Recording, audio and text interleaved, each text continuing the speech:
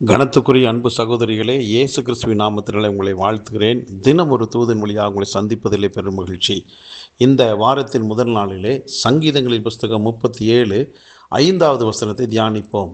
உன் வழியை கர்த்தருக்கு ஒப்புவித்து அவர் மேல் நம்பிக்கையாயிரு, அவரே காரியத்தை வாய்க்க பண்ணுவார் என்று சங்கீதக்காரர் சொல்கிறார். அன்பானவர்களே, இது வாரத்தின் முதல் நாளாக இருக்கிறபடி பல்வேறு விதமான திட்டங்களை தீர்மானங்களையும் நாம் வருகின்றதான நாட்களிலே பார்க்க போகிறோம். ஏனென்றால் அடுத்த நாள் மாதத்தின் முதல் நாளாக இருக்கிறது. இப்படி பல்வேறு விதமான காரியங்கள் உள்ளடக்கி எதிர்பார்ப்போடு நாம் காத்திருக்கிறோம். இப்படி பல கேள்விகளுக்கு பதில் தெரியாதபடி கூட இந்த மாதத்தினுடைய கடைசி நாள் வரைக்கும் நாம் காத்திருக்கலாம். இப்படி பல்வேறு விதமான முயற்சிகள், பல்வேறு விதமான பிரயாசங்களை நாம் எடுத்திருக்கிறோம். எப்படியாவது குறிப்பிட்ட அந்த காரியங்களிலே நான் வெற்றி அடைய வேண்டும் என்று சொல்லி.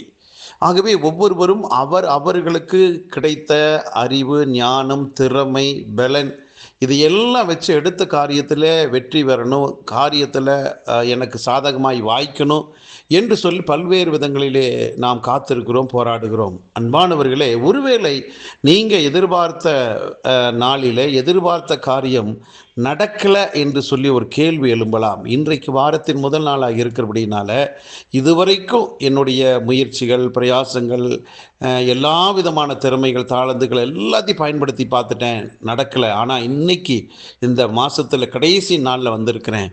இந்த வாரத்தின் முதல் நாளாக இந்த நாளிலே என்னுடைய வாழ்க்கையை, என்னுடைய காரியங்கள் எல்லாவற்றையும் ஆண்டவரேன்னு சொல்லி 2 கைகளை உயர்த்தி இந்த ஆராதனை செய்யக்கூடியதான நாளிலே ஒப்பு கொடுக்கிறேன் என்று சொல்லி உங்கள் வாழ்க்கையை இந்த ஆராதனைக்கு வந்து குடும்பமாக, குழுவாக, தனியாக வந்து ஆண்டவரே என்று சொல்லி நீங்கள் ஒப்படைச்சிருங்க. உங்கள் வாழ்க்கையை அவர் நடத்துவார் என்று சொல்லி அவருடைய நாமத்தின் மேல நம்பிக்கையாக இருங்க. நம்பிக்கையோடு உங்கள் வாழ்க்கையை நீங்கள் இன்றைய நாளில் ஒப்பு கொடுக்கும் பட்சத்தில் எந்த குறிப்பிட்ட காரியத்தில் நீங்கள் முயற்சி செஞ்சு வெற்றி அடைய முடியலையோ அதை அவர் கையில் ஒப்படைச்சு, ஆண்டவரே நீர் பார்த்து கொள்வீர், நீர் எனக்கு வெற்றியை தருவீர், நீர் எனக்கு சமாதானத்தை தருவீர், நீங்கள் எனக்கு சுகத்தை தருவீர், நீங்கள் எந்த விதத்தில் என்னை கைவிட மாட்டீங்க ஆண்டவரே என்று சொல்லி அவர் மேலே காரியத்தை அப்படியே அர்ப்பணிச்சிருங்க.